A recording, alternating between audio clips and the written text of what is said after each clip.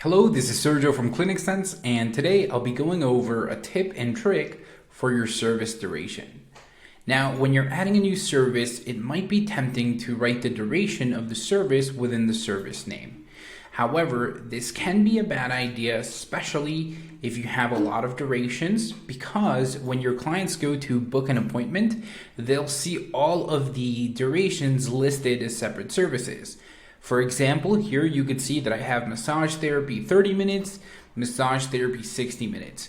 So you could imagine how cluttered this might get if you have, for example, multiple services with multiple durations.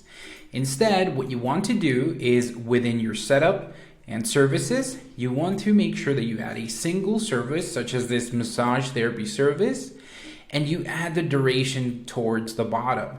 So as you can see here, I have 15, 30, 60, and 90 minute durations for this service. And if I need to add more, I can simply click on the plus icon towards the right and add my new duration. So that way, when your clients book, they will only see a single massage therapy service. Then they can select their duration. So I hope that was useful, but if there's anything we can help with, feel free to reach out and we'll be happy to do so. Have a good one. Bye-bye.